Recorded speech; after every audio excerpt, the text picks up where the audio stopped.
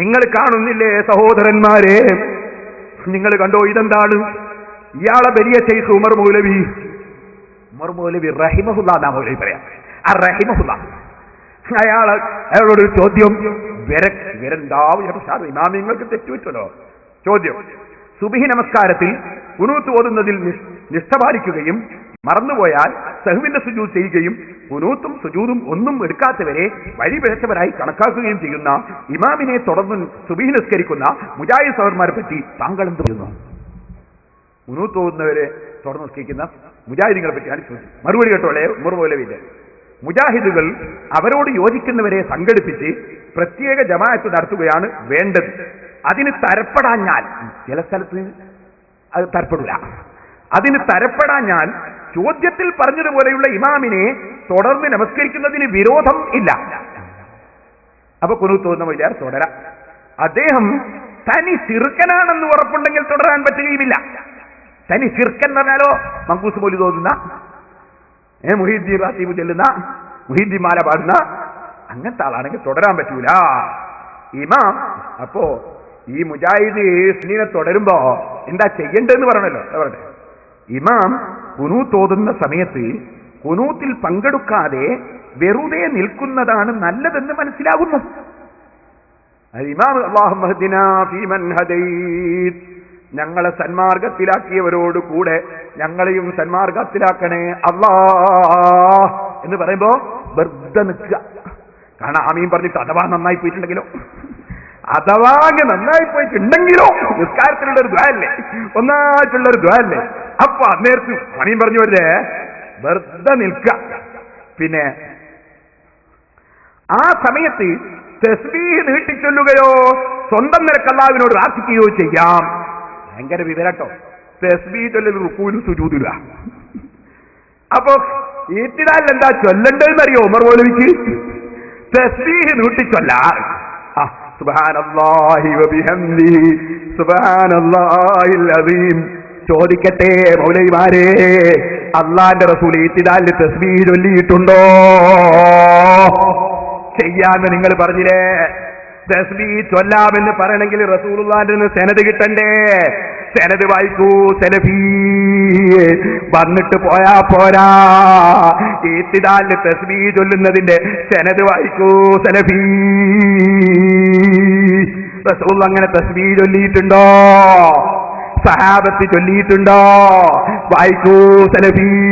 നിങ്ങളെ മതം പറച്ചിൽ ഇങ്ങനെയല്ലേ? നിങ്ങൾക്കൊരു തെളിവും വേണ്ട, മൗലവിന്റെ തലയിൽ കെട്ടുന്ന വിവരക്കേട് വിളമ്പുകയല്ലേ?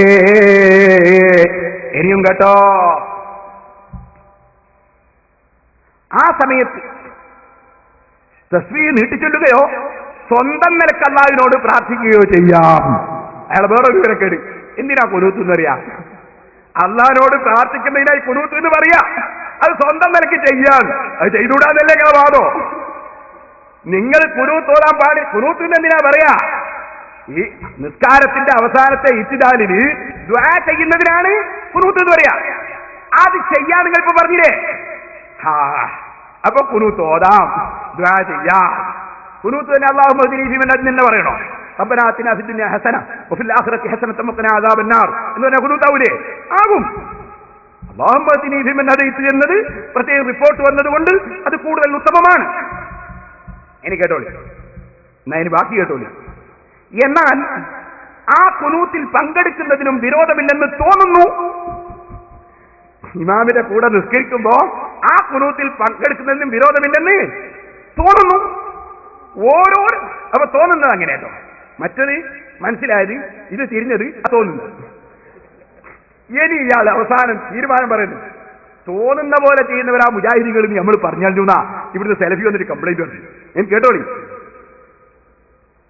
ഓരോരുത്തർക്കും അവരവരുടെ മനസ്സിന് സമാധാനം തോന്നുന്നത് പോലെ ചെയ്യാവുന്നതാണ്. അവസാനത്തെ തീരുമാനം എങ്ങനെ? എന്ത്? ഓരോരുത്തർക്കും അവരവരുടെ മനസ്സിന് സമാധാനം തോന്നുന്നത് പോലെ ചെയ്യാവുന്നതാണ്. ഇയാളെ മനസ്സിന് ഒരു സമാധാനവും ഇല്ല എന്ന് എല്ലാവർക്കും മനസ്സിലാകുന്നതാണ്. ഇതാണോ ഞങ്ങൾ ഇമാമിങ്ങളെ വിട്ടിട്ട് സ്വീകരിക്കേണ്ടത്? നിങ്ങളെയാണോ? പറയൂ മൗലവിമാരെ, പറയൂ. ഇത് കരയുദ്ധമാണ്. ഓരോന്നിനും പറയൂ മൗലൈമാരെ. ഇനി നിങ്ങൾക്ക് കേൾക്കണോ? ഇവരെ വലിയ നേതാവാരാ? വലിയ നേതാവ് ഇബ്നു തൈമിയ്യ. ഇവര് പറയലാണ് അയാൾ ഇവരായിട്ട് ഒരുപാട് വ്യത്യാസമുണ്ട്, വേറെ വിഷയം. എന്നാൽ അയാൾ മുതൽക്ക് ഇന്നേ വരെയുള്ള മുഴുവൻ മുജാഹിദിനും പിഴച്ചു സക്കരിയ. കേട്ടോളി, എന്താ വിഷയോ? തറാവീഹ്. ഇനി ഈ ഹദീസ് റിപ്പോർട്ട് ചെയ്ത സഹാബികൾ ആരെങ്കിലും ഇവർ പറയുന്നത് പോലെ 17, 21, 23 എന്നിങ്ങനെ വർദ്ധിച്ച എണ്ണങ്ങൾ ഈ ഹദീസിന്റെ വെളിച്ചത്തിൽ നമസ്കരിച്ചതായി പ്രാമാണികമായി തെളിയിക്കപ്പെട്ടിട്ടുണ്ടോ? അതും ഇല്ല. മൂപ്പരാണ് ഒക്കെ തീരുമാനം. അപ്പോൾ രാത്രി നമസ്കാരം ഈരണ്ടീരണ്ടാണ് എന്ന ഹദീസ് 11 റക്അത്തിന്റെ രൂപം വിവരിക്കുകയാണ് ചെയ്യുന്നത്. ഈരണ്ടീരണ്ടായ 11 ഉണ്ടാവും മൗലവി? വല്ലാത്ത കണക്കിനാണല്ലോ. കേട്ടോളി, ഡോക്ടറാണ്. ശരി കേട്ടോളി. അല്ലാതെ റക്അത്ത് എത്രയും ആവാമെന്ന് ധരിപ്പിക്കുകയല്ല എന്ന് വ്യക്തം.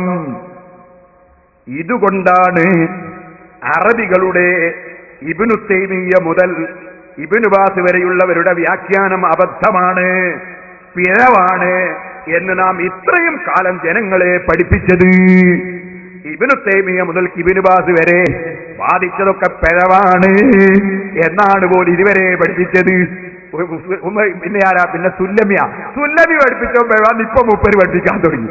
ഇനി ഇയാളെ ശിഷ്യം വരും, എന്റെ ഉസ്താദ് പഠിപ്പിച്ചോ പിഴവാണ് എന്ന് ബോധ്യപ്പെട്ടു. ഖിയാമത്ത് വരെ ഇസ്ലാം ഉണ്ടാവൂല കേട്ടോ, ഇസ്ലാം ഉണ്ടാവൂല. എല്ലാവർക്കും പിഴവല്ലേ, ഓരോരുത്തരും പരിശോധിക്കല്ലേ. ഇനി കേട്ടോ, അറബ് ലോകത്തെ ആധുനിക പണ്ഡിതന്മാരെക്കാൾ എത്രയോ ഉന്നതരായ ശൈഖുൽ ഇസ്ലാം ഇബ്നു തൈമിയ്യയെ പോലുള്ളവർ മേൽപ്പറഞ്ഞ വിധം വ്യാഖ്യാനിച്ചിട്ടും നാം ആ വ്യാഖ്യാനം സ്വീകരിക്കാതിരുന്നത് നബിചര്യയിൽ സ്ഥിരപ്പെട്ടത് സ്വീകരിക്കണമെന്ന നിലക്കായിരുന്നു. ഇബ്നു തൈമിയ്യൊക്കെ 20 റക്അത്ത് തറാവീഹ് ഉണ്ട് എന്ന് അറിയുന്നു. 4 മദ്ഹബും 20 റക്അത്ത് ഉണ്ടെന്നാ പറയുന്നത്. അത് ഇവര് സ്വീകരിക്കാതിരുന്നത് അവർക്കൊക്കെ പേച്ചൂന്ന് തിരിഞ്ഞതുകൊണ്ടാണ്.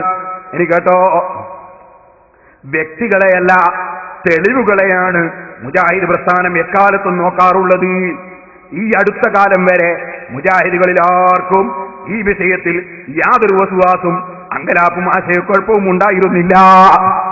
അതായത് ഇബ്നു തൈമിയ്യനെ സ്വീകരിക്കരുത്, ഒരു ഇബ്നു ബാസിനെ സ്വീകരിക്കരുത്, ലോകത്ത് ഒരു പണ്ഡിതനെ സ്വീകരിക്കരുത് എന്നതിന് യാതൊരു വസ്വാസും ആർക്കില്ല, മുജാഹിദിന് ഇതുവരുണ്ടായില്ല.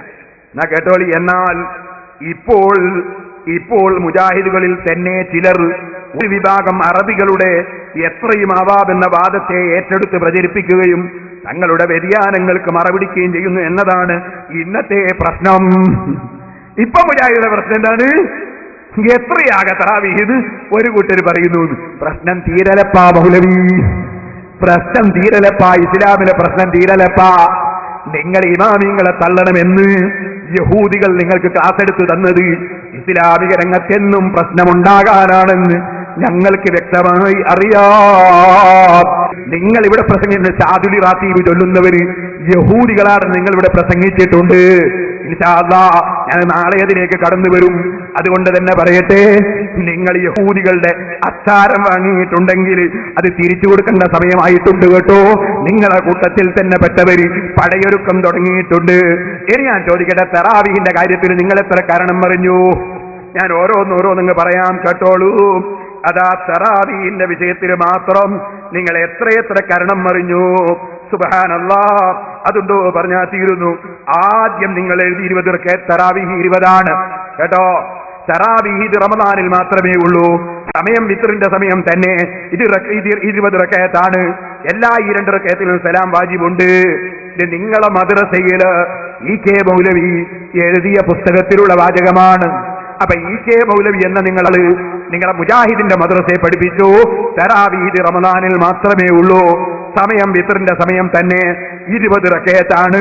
എല്ലാ 2 റക്അത്തിലും സലാം വാജിബുണ്ട്. ഞങ്ങൾ പറയുന്ന അതേ ആശയം അതാ നിങ്ങളുടെ ഇ.കെ. മൗലവി എഴുതി. പിന്നെ നിങ്ങൾ എന്താ ഈ മുസ്ലിമീങ്ങളൊന്ന് നോക്ക്, ഇവരെവിടെയാ എത്തിയത്?